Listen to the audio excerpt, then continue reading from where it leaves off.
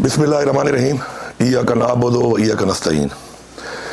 इमरान खान साहब से काफ़ी अरसे के बाद मुलाकात के हवाले से मैं आपको बताना चाहता हूँ कि चूँकि इमरान खान साहब से मेरी मुलाकात कोई 5-6 महीने पहले लास्ट टाइम हुई थी और इस दरमियान में काफ़ी ऐसे मामलात हुए और काफ़ी ऐसी चीज़ें हुई जो उनसे बताना और उनके साथ डिस्कस करना बहुत ज़रूरी था। तो हुकूमती हवाले से मैं ये कहूँगा कि पिछली मुलाकात में भी ये फैसला हुआ था कि हमने अपनी काबीना के अंदर और अपनी हुकूमत के अंदर जो चीज़ें की, इस्लाहात किए या करने हैं, तो उसके अंदर हम कोई तब्दीलियाँ करेंगे। और उस वक्त भी मैंने असद कैसर साहब को और शाहराम साहब को बुलाया था और उस हवाले से बाकी जो लोग थे इनके बारे में बातचीत हुई थी, उनको मैंने आगाह किया था कि इस तरह का प्लान बन रहा है कि हम कुछ मिनिस्ट्रीज़ में और कुछ मिनिस्टर्स में हम कुछ चेंजेस करेंगे। लेकिन मैंने इमरान खान साहब से कहा कि चूँकि बजट आ रहा है तो बजट के बाद हम ये तब्दीलियाँ करेंगे। तो उस हवाले से जब कल मुलाकात हुई तो हुकूमती हवाले से जो बातचीत हुई उसके अंदर हमने डिस्कस किया और उसके बाद कुछ फैसले हुए कि हमने इन डिपार्टमेंट्स में और इसमें शफलिंग करनी है अपनी कैबिनेट के अंदर। तो मैंने उसके बाद जो है बुलाया आकिब खान को भी और फैसल तरक्की को भी, क्योंकि हम एक टीम है, इकट्ठा हमने काम किया है, हम एक है, एक पार्टी है हमारी। तो ये कैबिनेट में तब्दीलियाँ और ये चीज़ें जो है ये हुकूमत का हिस्सा होती है। तो मैंने उनको इस पर आगाह किया कि हम लोग जो है वहाँ पर तब्दीलियाँ कर रहे हैं, तो उसमें आपका भी इस प्रपोजल में नाम है। तो मैं आपको इसलिए आगाह कर रहा हूँ कि आप मेरी टीम का हिस्सा रहे हैं और हमने बड़ा अच्छा काम किया आपस में और आगे भी करेंगे।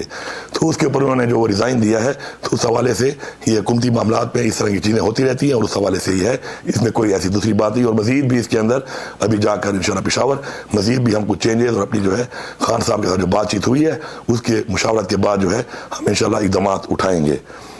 इसके अलावा जो मज़ीद बातचीत हुई पार्टी के हवाले से और बाकी बातचीत हुई और खान साहब ने अहकामात दिए मुख्तलिफ, तो उस हवाले से जो अलीमा खान साहिबा ने आज जो बात की है, तो मैं बड़ी क्लैरिटी से बात करता हूँ कि इमरान खान मेरा लीडर है और मैं इमरान खान का वफादार हूँ। मेरा ये हक बनता है कि मैं इमरान खान को सच्ची बात करूँ और हक की बात करूँ। उसके लिए शिकायत वाली बात जो है, शिकायत कमज़ोर लोग करते हैं और शिकायत मुनाफिक लोग करते हैं। मैंने कोई शिकायत नहीं की। मैंने इमरान खान साहब को मुकम्मल आगाह किया कि पिछले इस दौर में, इस टाइम में क्या क्या होता रहा, किस तरह होता रहा। तो उस हवाले से जो बात हुई वो ये हुई कि पहले चूँकि मुलाकात मुझे दी नहीं जा रही थी और सिर्फ बहनों की मुलाकात है और उन्हीं के ज़रिए ही कोई चीज़ बाहर आती है और वही फिर जारी बात है आगे अवाम में जाती है। तो पार्टी में एक बहुत बड़ी तकसीम आ चुकी है और मैंने उनके बारे में बताया उनको कि जब बजट पेश करने की बात है, आपने कहा कि मुशावरत की जाए, लेकिन चूँकि इदारे नहीं चाहते थे, इस्टेब्लिशमेंट नहीं चाहती थी, तो उन्हें मुलाकात नहीं छोड़ी। और जब मुलाकात नहीं छोड़ी तो बजट पेश ना करके जाहिर बात है फिर हम टेक्निकली डिस्क्वालीफाई हो जाते, हुकूमत ख़त्म हो जाती। जबकि आपके ऐसे अहकामात नहीं आए थे तो हमने उस बजट को पेश कर दिया। लेकिन इस बजट को पेश करने के बाद जो मेरी पूरी पार्लियामेंट, तमाम MPAs और मुझे गद्दार डिक्लेयर करके पूरी कैंपेनें चलाई गई, वो बिल्कुल गैर मुनासिब थी। और उसके ऊपर कोई क्लैरिटी मुलाकातें होने के बाद आपसे बहनों को बार बार कहने के बावजूद कि आप इस पर क्लैरिटी लेके आए, नहीं आई और यही लगा कि जी हम इमरान खान साहब के अल्लाह माफ़ करे खिलाफ जा रहे हैं, जबकि ऐसा नहीं था। फिर 1.5-2 महीने चलता रहा। उसके बाद फिर आगे जाकर जब बजट पास करने की बारी आई तो वही सिचुएशन वो नहीं मिलने दे रहे थे। तो बड़ी मुश्किल से मेरे साथ एक मुलाकात हुई जिसमें खान साहब को मैंने कहा कि आपने कहा कि जी अगर ऐसा मसला है तो ठीक है, बजट तो फिर पास करना पड़ेगा। और बजट हमने पास कर दिया और बता के किया, सारी वजाहत के साथ किया कि बजट में कोई भी तब्दीली खान साहब करना चाहें तो कर सकते हैं। और मैंने कहा खान साहब मैंने आपका इख्तियार आपके पास रखा हुआ है, अभी आप कहें तो आपके मुंह से निकलने में और हुकूमत ख़त्म करने में एक लम्हा भी नहीं है, तो आपका इख्तियार आपके पास है। लेकिन इसके ऊपर पूरे के पूरे मेरे MPA, पूरी पार्टी, मुझे ऊपर ये इल्ज़ाम लगाए गए कि हमने गद्दारी करके बजट पास किया है। और इसके ऊपर इतनी मुलाकातें होने के बाद, बार बार मेरे कहने के बाद बावजूद कि इस पर मौक़िफ़ को क्लियर किया जाए, नहीं किया गया, बल्कि प्रोवोक किया जा रहा है उल्टा। और प्रोवोक करके ये कैंपेनें चलाई जा रही हैं बार बार और मुतवातिर कैंपेनें चल रही हैं। फिर उसके बाद एक नया जो है कैंपेन चला दी गई कि जी माइनस इमरान खान कर रहे हैं। तो मैंने बताया कि माइनस इमरान खान न किसी की सोच है न किसी की जुर्रत है, जबकि इस माइनस इमरान खान वाली बात के ऊपर पार्टी में तकसीम करने में आपकी बहन अलीमा खान का ठीक ठाक किरदार है, क्योंकि शुरू से पार्टी के लोगों को डिस्क्रेडिट किया जा रहा है और पार्टी डिस्क्रेडिट होने के साथ साथ मायूस हो रही है। आपकी रिहाई के हवाले से इक़दामात नहीं उठाए जा रहे, बल्कि पार्टी के अंदर ऐसी गुरबंदियाँ बनती जा रही हैं कि उन गुरबंदियों में हर बंदा किसी न किसी जगह का सहारा लेकर उस गुरबंदी का हिस्सा बनकर अपने जो इंटरेस्ट हैं उनका फ़ायदा ले रहा है, अपनी जो इख्तलाफात किसी के साथ हैं उनके फ़ायदे ले रहा है। तो मैंने बड़े क्लियर से उनको बताया मेरा ये फ़र्ज़ था बताना, और मैंने उनको बताया। मैंने इस चीज़ की फिक्र नहीं की कि इमरान खान की फैमिली है, हमारे लिए बिल्कुल काबिल कदर है कि इमरान खान की फैमिली उनसे क्लोज भी है, और मेरे साथ कुछ भी हो सकता है उसके बाद कि मैं इस तरह की बात इमरान खान को कहूँ। लेकिन मैंने न कुर्सी की परवाह की, न अपने ओहदे की परवाह की, न मुझे परवाह है इस चीज़ की। मुझे सिर्फ एक चीज़ है, वो है कि मैं अपने लीडर को सच बताऊँ, हक बताऊँ, और उसको आगाह करूँ हक़ाइक़ से। तो मैंने उनको बताया कि इसके ऊपर पार्टी में ये तकसीम का सिलसिला है, और ये कुछ व्लॉगर्स बैठे हुए हैं और वो टारगेट करके सारा काम कर रहे हैं। तो उन सब के साथ अलीमा खान का रब्ता है, और अलीमा खान बजाय उनको मना करने के, तकसीम ख़त्म करने के, बार बार आप कहते हैं तकसीम नहीं होनी चाहिए, प्रोवोक कर रही है। तो उस पर भी मैंने आगाह किया उनको। साथ साथ मैंने ये भी आगाह किया कि हफीजुल्लाह नियाज़ी साहब जो हैं वो बैठ कर आर्टिकल लिख रहे हैं, जिसमें वो लिख रहे हैं वज़ीर आज़म अलीमा खान, आर्टिकल में लिख रहे हैं अलीमा खान को चेयरपर्सन बनना चाहिए। मुख्तलिफ लोगों से कैंपेनें चलवाई जा रही हैं कि चेयरपर्सन अलीमा खान बने।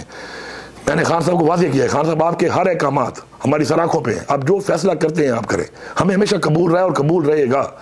लेकिन कैंपेनें करके, लोगों को डिस्क्रेडिट करके, तकसीम करके ऐसे एजेंडों पे काम जो है हो रहा है, और जिससे पार्टी को नुकसान हो रहा है, आपकी तहरीक को नुकसान हो रहा है, और आपकी जो रिहाई है उसके ऊपर काम होने के बजाय इन चीज़ों पे काम हो रहा है। तो आपने अगर चेयरपर्सन बनाना है तो आप बिल्कुल बनाएं। हमारे लिए किसी और की निस्बत, आपकी फैमिली मेम्बर, आपकी बहन है, जिसको भी आप नॉमिनेट करते हैं, हमारे लिए वो ज़्यादा काबिल कबूल होगा। लेकिन आप ये कर दें बजाय ये कि जो हालात चल रहे हैं और उससे ये नुकसान हो रहा है, वो जो मायूसी फैल रही है और तकसीम फैल रही है, उसमें मैंने बात की।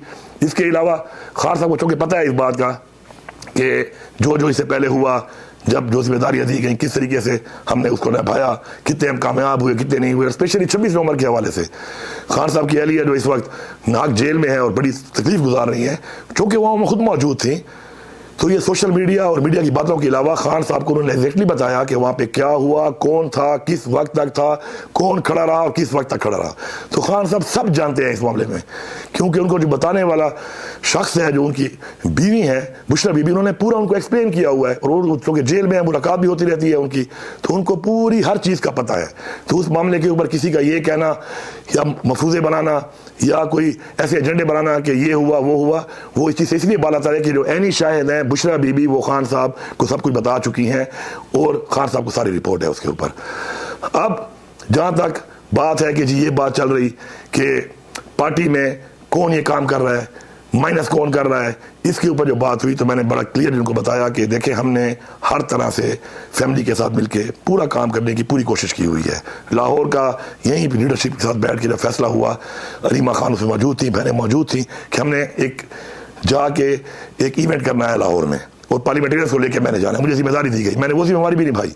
अब वो जिम्मेदारी जब मैं निभा रहा हूँ, तो वो जिम्मेदारी निभाने के लिए लाहौर में मुझे कुछ जगह भी चाहिए थी। तो मेरे पास जो अवेलेबल जगह थी वो उस शख्स की थी जो कि आपका नॉमिनी जिसको आपने नॉमिनेट किया था फॉर सेनेट, जब सेनेट इलेक्शन शुरू में हो रहे थे और नहीं हो पाए, तो उसका चूँकि फार्म हाउस जाती उम्रा में था, अच्छी जगह पे था, वहाँ पे हमने इवेंट किया, और अलीमा खान इसमें ऑन बोर्ड थी हमारे साथ। लेकिन अनफॉर्चुनेटली उस इवेंट करने के बाद, इतना कामयाब इवेंट के बाद, मेरे ऊपर ये चला दिया गया कि मेरे MPAs और मैं शायद किसी को सेनेटर बनाने के लिए कर रहे थे। ये कितनी बड़ी जाती है। और उसके ऊपर भी हमारे पे गद्दारी के फतवे, और वही व्लॉगर्स, वही लोग जो एजेंडे पे काम कर रहे हैं, जो राब्तों में हैं, जिनको ब्रीफ किया जाता है, जो बाकायदा स्पेस में मान चुके हैं, बात और रिकॉर्ड है कि जी हमें ये चीज़ जो है ये हमें बताई जा रही है, और ये हमें यहाँ से फीड हो रही है, और ये एग्जैक्ट फीडिंग है वही कि जो खान साहब की तरफ से होती है। तो उसके ऊपर आपने फिर उसी बंदे को खुद नॉमिनेट किया, लेकिन उसके ऊपर भी हमारे ऊपर गद्दारी के फतवे लगाए गए, हमारे पे इल्ज़ामात लगाए गए। तो बजाय क्लैरिटी करने के, उस इवेंट जो बैठ के प्लान करने वाली अलीमा खान साहब मौजूद थी, उसने सपोर्ट नहीं किया, बल्कि उसको होने दिया। तो जब ये होगा, इस तरीके से होगा, पार्टी डिस्क्रेडिट होगी, पार्टी में तकसीम होगी, तो आपकी जो तहरीक है, मैंने खान साहब को क्लियर नहीं बताया कि आपने फिर उसके बाद नॉमिनेट भी कर दिया, फिर मशाल का इशू आया, वो भी आपने नॉमिनेट की, उसके ऊपर भी यही होता रहा, और ये फजूल चीज़ों में उलझा कर तकसीम पैदा करके जो आपकी रिहाई का, जो हमारा असल मकसद है आपकी रिहाई, उसके ऊपर कोई काम नहीं हो रहा। मैंने बड़ा क्लियरली बताया कि काम नहीं हो रहा, और कोई ऐसे अहकाम जारी करें कि उसके ऊपर फोकस हो और सब मुत्तहिद हों, क्योंकि अगर मुत्तहिद नहीं होंगे तो ये जंग हम नहीं जीत सकते। हम मुत्तहिद होने के बजाय इदारों के, एस्टेब्लिशमेंट के उस मकसद पे हम चल रहे हैं कि जो वो जानबूझ के कर रहे हैं उसमें कामयाब हो रहे हैं, और जिसमें अलीमा खान डायरेक्ट एक रोल अदा कर रही है।